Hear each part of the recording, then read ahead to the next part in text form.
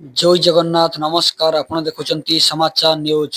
ଚାଲନ୍ତୁ ଦେଖିବା ଆଜିର ବଡ଼ ଅପଡେଟ୍ କହିବା ପୂର୍ବରୁ ଆପଣ ଯଦି ଚ୍ୟାନେଲକୁ ପ୍ରଥମ ଥର ପାଇଁ ଆସିଛନ୍ତି ତାହେଲେ ଚ୍ୟାନେଲକୁ ସବସ୍କ୍ରାଇବ କରିଦିଅନ୍ତୁ। ପାଖରେ ଆସିଥିବା ବେଲ୍ ଆଇକନ୍ ମଧ୍ୟ ପ୍ରେସ୍ କରିଦିଅନ୍ତୁ। ଚାଲନ୍ତୁ ଖବର ଉପରେ ନଜର ପକାଇବା। ସୁଭଦ୍ରା ଯୋଜନାକୁ ନେଇ ଆସିଲା ବଡ଼ ଅପଡେଟ୍। ଉପମୁଖ୍ୟମନ୍ତ୍ରୀ ପ୍ରଭାତୀ ପରିଡ଼ା ସୁଭଦ୍ରା ଯୋଜନାକୁ ନେଇ ପୁଣି ବଡ଼ ଅପଡେଟ୍ ଦେଇଛନ୍ତି।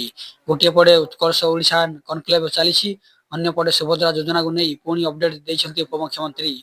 ତାପରେ ମିଳିବନି ସୁଭଦ୍ରା ଟଙ୍କା। ଯେଉଁମାନଙ୍କ national payment corporation of India ବା ଭାରତୀୟ ଜାତୀୟ ଦେୟ ନିଗମ ବା ଏନପିସିଆଇ କ୍ଲିୟର ହୋଇନଥିବ ସେମାନଙ୍କ ଆକାଉଣ୍ଟକୁ ଯିବନି ସୁଭଦ୍ରା ଟଙ୍କା। ତେଣୁ ବ୍ୟାଙ୍କରେ ଏନେଇ ସ୍ୱତନ୍ତ୍ର ବ୍ୟବସ୍ଥା କରାଯାଇଛି। ଜାନୁଆରୀ 29 ଓ 30 ତାରିଖ ଦୁଇ ଦିନ ବ୍ୟାଙ୍କରେ ସ୍ୱତନ୍ତ୍ର ବ୍ୟବସ୍ଥା କରାଯାଇଛି। ସୁଭଦ୍ରା ପାଇଁ ଆବେଦନ କରିବା ହିତାଧିକାରୀ ନିଜେ ବ୍ୟାଙ୍କକୁ ଯାଇ ଏନପିସିଆଇ କ୍ଲିୟର କରିପାରିବେ ବୋଲି କହିଛନ୍ତି ପ୍ରଭାତୀ ପରିଡ଼ା। ତାହାପରେ ଯେଉଁମାନଙ୍କର ଏନପିସିଆଇ କ୍ଲିୟର କରିବା ପାଇଁ ବ୍ୟାଙ୍କରୁ ଫୋନ୍ ଆସୁଛି ସେମାନେ ନିଜେ ବ୍ୟାଙ୍କ ଶାଖାକୁ ଯାଇ ଏନପିସିଆଇ କ୍ଲିୟର କରିପାରିବେ।